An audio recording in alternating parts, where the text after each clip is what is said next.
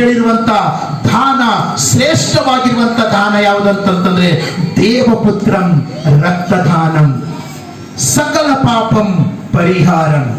ರಕ್ತದಾನಂ ಪುಣ್ಯದಾನಂ ದೇವಪುತ್ರಂ ಬಲಿಪೀಠಂ.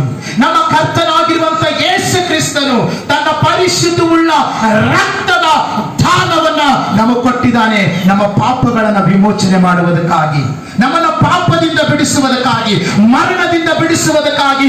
ಈ ಭೂಲೋಕದಲ್ಲಿ ಅನೇಕರು ಅನೇಕ ವಿಧವಾದ ರೀತಿಯಲ್ಲಿ ಮರಣ ಹೊಂದಿರಬಹುದು. ಕೆಲವೊಬ್ಬರು ಹೊಲಕ್ಕಾಗಿ ಸತ್ತೋಗಿರಬಹುದು, ಕೆಲವೊಬ್ಬರು ಮನೆಗಾಗಿ ಸತ್ತೋಗಿರಬಹುದು, ಕೆಲವೊಬ್ಬರು ಗಂಡಗಾಗಿ ಸತ್ತೋಗಿರಬಹುದು, ಹೆಂಡತಿಗಾಗಿ ಸತ್ತೋಗಿರಬಹುದು, ಹೆಣ್ಣಿಗಾಗಿ ಸತ್ತೋಗಿರಬಹುದು. ಆದ್ರೆ ನಮ್ಮ ಕರ್ತನಾಗಿರುವಂತ ಯೇಸು ಕ್ರಿಸ್ತನು ನಮಗೋಸ್ಕರವಾಗಿ ಸತ್ತಿದ್ದಾನೆ. ನಮ್ಮ ಕೈಗಳನ್ನು ತಟ್ಟಿ ನಾವು ದೇವರಿಗೆ ಸ್ತೋತ್ರ ಮಾಡೋಣ. ನಮ್ಮ ಕರ್ತನಾಗಿರುವಂತ ಯೇಸು ಕ್ರಿಸ್ತನು ನಮಗೋಸ್ಕರ ಸತ್ತಿದ್ದಾನೆ.